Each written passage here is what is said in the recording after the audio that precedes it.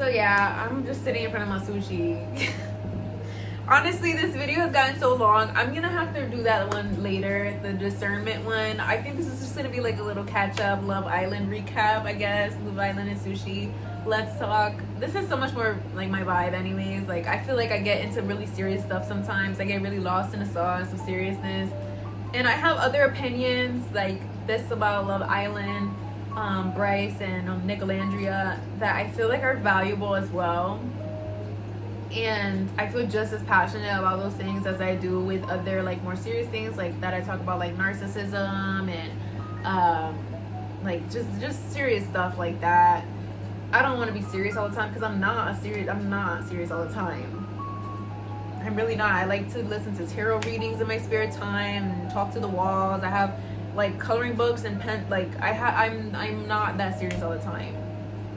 So it's important to have balance in some things. And also, I feel like that topic is so heavy for me because it's about somebody that has been stalking and harassing me for years, under the radar, and then like they like hacked my phone, and like it was just like a bad experience overall. And I've been in it so long, I don't want to dwell in it. Like, whatever happened. That person did that because there's something wrong with them, but I was going to talk about it from a way of discernment, where like why I knew and how I went about protecting myself in that situation.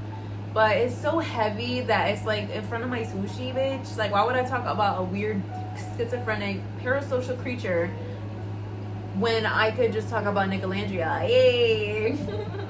My vote. I remember, if you go to my threads, Phoenix Marie on threads, you scroll, you can see I was like, Nicolandria, my vote. This is my vote, by the way. This is my vote. I voted for them. By the way. This is me voting for them.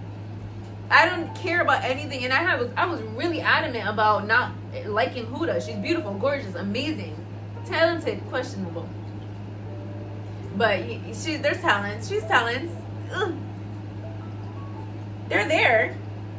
For sure, they're there. Anyways, yeah.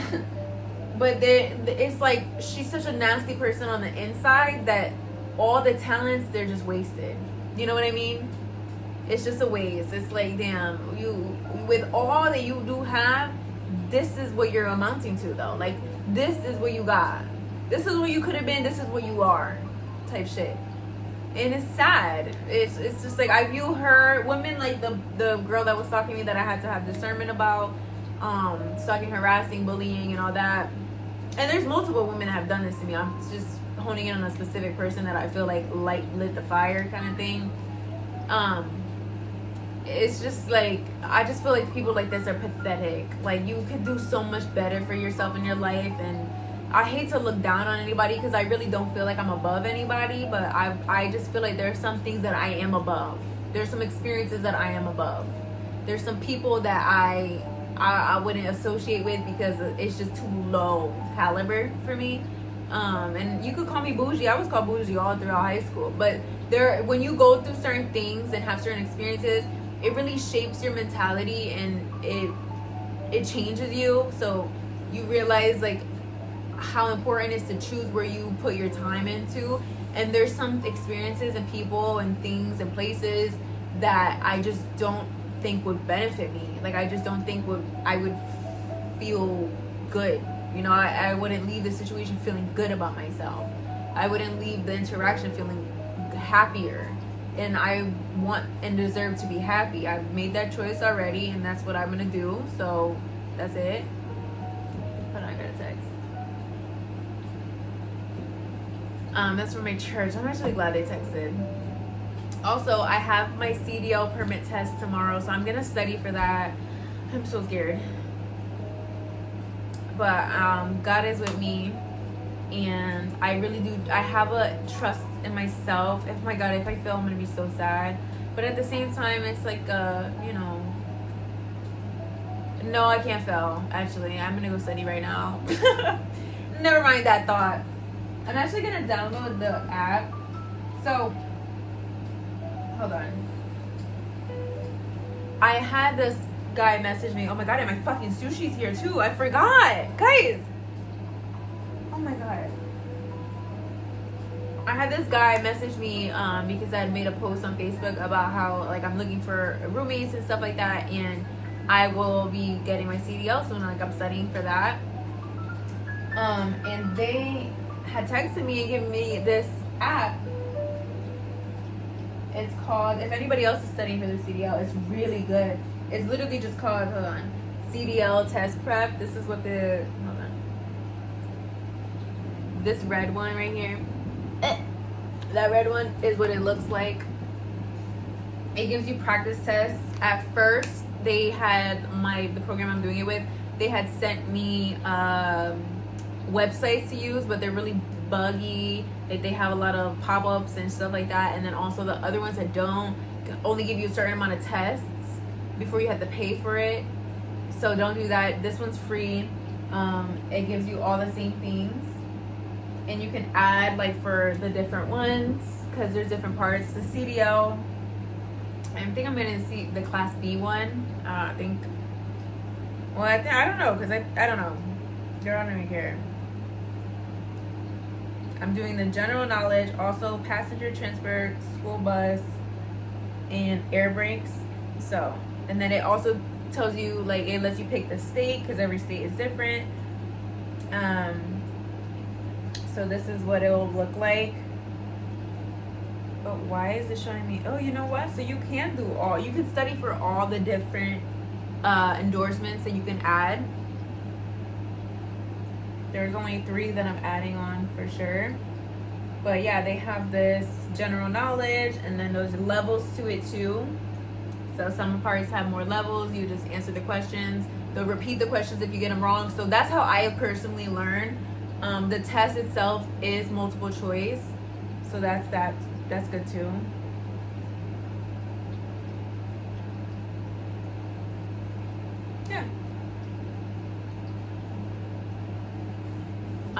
It gives you really detailed explanation. So when you get it wrong, it'll say, it literally will say, I understand why you would think that. Like, because some of the answers there are practical. You know, they're not wrong.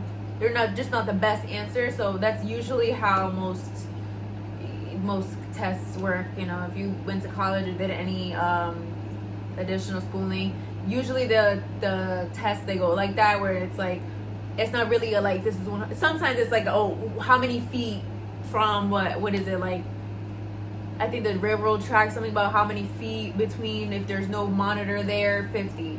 You know, how far should you see beside 200? How far should this person be, 150? Like some shit like that. How many, for the triangles, like how many feet you should place, where you should place them. Those are certain, like right or wrong, period. But then there's other one where it's like, if, I don't know, it's just questionable. It's just like stuff you need to study, and you need to get wrong. Sometimes you do need to get things wrong so that you can have the opportunity to learn. Okay, you almost got it right, but let's switch it a little bit so you understand why that's not wrong, but it's not the focus. You know, you should be focused on a particular thing. Like I think one of the questions that I had gotten wrong was, can you open up the emergency door latch? And I was like, no, you can never. It's an emergency. Obviously, that's the right answer. Like technically, it's the right answer. It's an emergency. You can't open it. But there's an exception that they put that they give you through the state of my state is Connecticut, and it says you can open it to get fresh air only. That's the only time, you know, you could open it, the emergency exit. But technically, you know, if you didn't study and get it wrong, you know, you would go to the test, or you didn't take the time to really understand why you could do that, and you're just really anal like me, where it's like, no, why would I open emergency exits on an emergency? I'm a very practical person, but you know, you can, because you might need fresh air. It gets hot, and it's also that's also a practical thing. You know what I mean? Like, yeah, it gets hot as shit in the bus, and you don't want everybody suffocating and overheating and then throwing up, and then you know, you don't want that. So in some cases, that could be an emergency. Anyways, bye, y'all. My group chat's blowing up. I don't know what they're talking about. I think it's Jesus.